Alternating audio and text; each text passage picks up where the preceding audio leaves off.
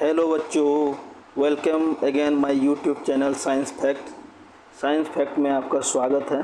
तो फिर आज मैं 25 क्वेश्चन को लेके आया हुआ हूँ और फिर उसका आंसर मैं बता रहा हूँ आप लोग को। तो देखते हैं, फर्स्ट क्वेश्चन की ओर चलते हैं। सन 1939 ईस्वी में संयुक्त राष्ट्र अमेरिका का टेंकोमा पुल किस कारण क्षतिग्रस्त हो गया था? तो टेंकोमा पुल जो है वो यांत्रिक अनुनाद के कारण क्या हो गया था ना, क्षतिग्रस्त हो गया था। मतलब आप साइंस में एक फैक्ट है कि अगर 100 सैनिक एक चाल से, जैसा सैनिक का चाल होता है, चाल से अगर पुल पे पार करे, वो पुल की टूटने की संभावना बनी रहती है। इसीलिए सैनिक को कभी एक साथ पुल को क्रॉस नहीं किया जाता है। ये साइंस का फैक्ट होता है। तो दूसरे क्वेश्चन की ओर चलते हैं। क्रीम निकालने की मशीन किसका उदाहरण होता है? क्रीम निकालने की मशीन किसका उदाहरण है? वह है अपकेंद्री बल का उदाहरण है। अपकेंद्री बल का उदाहरण होता है वॉशिंग मशीन। वॉशिंग मशीन में कपड़ा धोना अपकेंद्री बल का उदाहरण है। और मक्खन निकालना छाछ से तो है ही अपकेंद्री बल का उदाहरण। अगले क्वेश्चन की ओर चलते हैं कि रुकी हुई गाड़ी के अचानक चल पड़ने पर उसमें बैठे यात्री पीछे की ओर झुक जाते हैं, क्यों?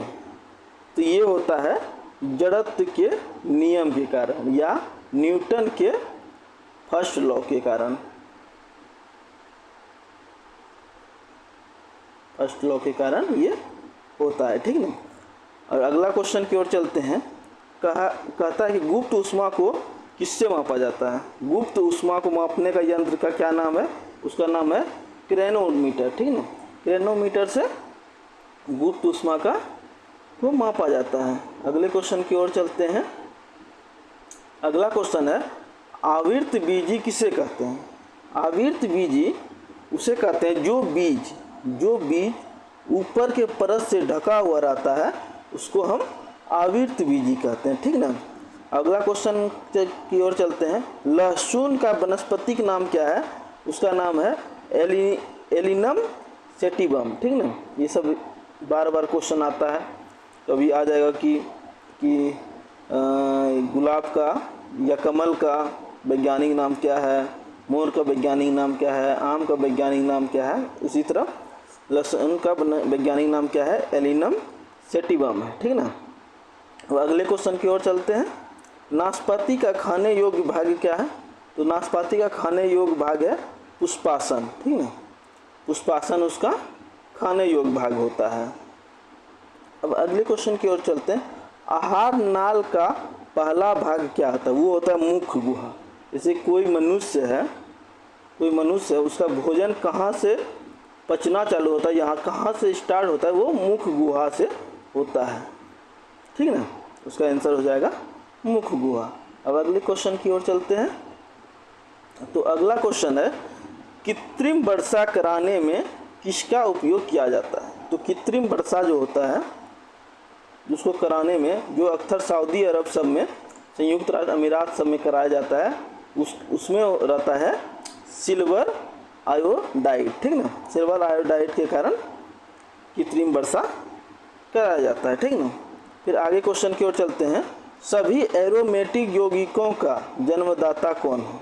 जितना भी एरोमेटिक यौगिक है उसका जन्मदाता कौन है? वह है बेंजीन, ठीक ना। बेंजीन उसका जन्मदाता है। अब अगले क्वेश्चन की ओर चलते हैं। नाइट्रोलियम के नाम से किसे जाना जाता है? नाइट्रोलियम के नाम से किसे जाना जाता है? तो कैल्शियम साइनामाइड को नाइट्रोलियम के नाम से भी जाना जाता है। ये क्वेश्चन नोट आउट कर लीजिएगा। यूरिया का रासायनिक सूत्र क्या है? कि यूरिया में पहले नाइट्रोजन कितना परसेंट होता है, ये जानकारी हर एक व्यक्ति को होना चाहिए। नाइट्रोजन का परसेंट होता है उसमें 46% उसमें नाइट्रोजन होता है, ठीक ना। नाइट्रोजन का, यूरिया का सूत्र क्या है? NH2CONH2, ठीक ना। ये यूरिया का रासायनिक सूत्र है। अब अगले क्वेश्चन की ओर चलते हैं। अगला क्वेश्चन है, पानी के जहाज़ों में सही समय ज्ञात करने में प्रयुक्त उपकरण क्या है? क्रोनीमीटर। क्रोनीमीटर से पानी के जहाज में सबको सही पता चलता है कि कितना अभी बजा हुआ है, ठीक ना। अब अगले क्वेश्चन की ओर चलते हैं। आँख के सबसे भीतर एक पारदर्शी झिल्ली होती है जिसे क्या कहते हैं? उसे रेटिना भी कहते हैं और उसको दृष्टि पटल भी कहा जाता है, ठीक ना। कुछ ये दोनों में से कोई भी ऑप्शन आ सकता है, जो भी ऑप्शन आए उसको टिक लगा लेना है, ठीक ना। अब अगले क्वेश्चन की ओर चलते हैं। जो व्यक्ति निकट के वस्तु को देख लेता है, ठीक ना, उसको क्या होता है ना, निकट का वस्तु देख लेगा परंतु दूर के वस्तु नहीं देख पाता, उसको दूर के वस्तु को देखने में कठिनाई होती है, उसे दूर दृष्टि दोष कहते हैं। उसके निवारण के लिए उत्तल दर्पण का प्रयोग किया जाता है, ठीक ना। ये हो गया। अब अगले क्वेश्चन की ओर चलते हैं। वोल्टियस सेल। वोल्टियस सेल का आविष्कार किसने किया था? उसे किया था एलेक्जेंड्रो वोल्टा ने, ठीक ना।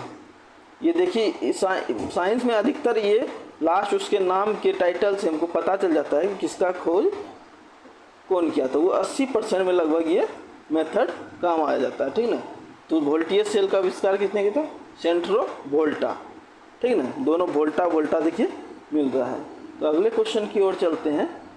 अगला क्वेश्चन देखते हैं कि सोडियम क्लोराइड किस तत्व के श्रेणी में आते हैं? सोडियम क्लोराइड ये रेलवे में पूछा गया क्वेश्चन है, बहुत बार पूछा गया क्वेश्चन है।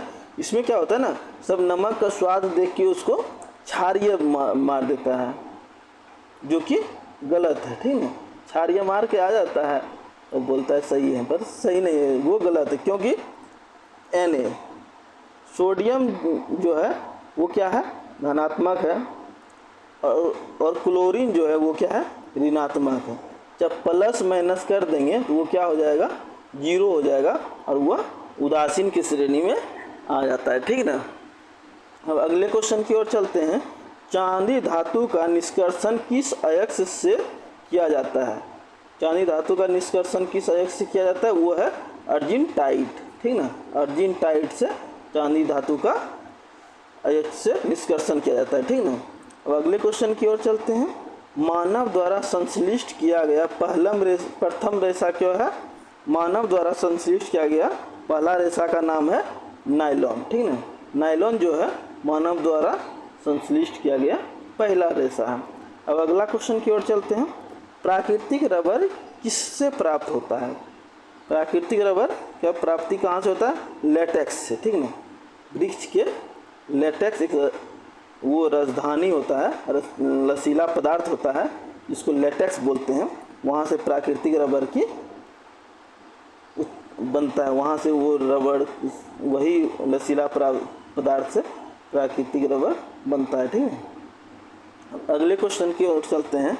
अगला क्वेश्चन है कोशिका का ऊर्जागृह किसे कहते हैं? मतलब कोई भी जैसे कि सेल है उसमें माइटोकॉन्ड्रिया पाया जाता है, वही माइटोकॉन्ड्रिया कोशिका के पोषण करता है, ठीक है। कोशिका अगर टूट जाए, कोशिका डैमेज कर जाए, वही उसको पोषण देता है। इसीलिए कोशिका का ऊर्जागृह हमेशा माइटोकॉन्ड्रिया को बोला जाता है। ये सब क्वेश्चन बहुत बार पूछा गया है और अभी भी डाला जाता है। रेलवे तो इसको पूछेगा ही पूछेगा हमेशा। काली खांसी किस जीवाणु के कारण होती है? काली खांसी, ठीक है, वो होता है हेमोफिल्स पर्टुसिस से। हेमोफिल्स पर्टुसिस से काली खांसी होती है, ठीक है। वे कवक जो दूसरे पौधों के साथ साथ उगाते हैं उसे क्या कहते हैं? सहजीवी, ठीक है। कोई गाछ में समझे ना, वह सहजीवी होते हैं, किसी गाछ के साथ उगना। वे कवक जो दूसरे पौधों के साथ साथ उगते हैं उसे क्या कहते हैं? वो सहजीवी कहलाता है। मलेरिया उन्मूलन में कौन सा शैवाल काम आता है? उसका नाम है क्लेडोफोरा। सॉरी ये दोनों गलत हो गया। यहाँ इसका आंसर यहाँ पे होगा। मलेरिया उन्मूलन में कौन सा शैवाल काम आता है? उसका नाम है कारा और नेटेला। ये सही कर लीजिएगा। कारा और नेटेला जो है मलेरिया उन्मूलन में काम आता है। और घेंगे के ऊपर कौन सा शैवाल उगता है? उसका नाम है क्लेडोफोरा। क्लेडोफोरा जो है गेंगे के ऊपर उगने वाले शैवाल का नाम है क्लेडोफोरा। ठीक ना। तो दोस्तों मेरे वीडियो को देखने के लिए धन्यवाद।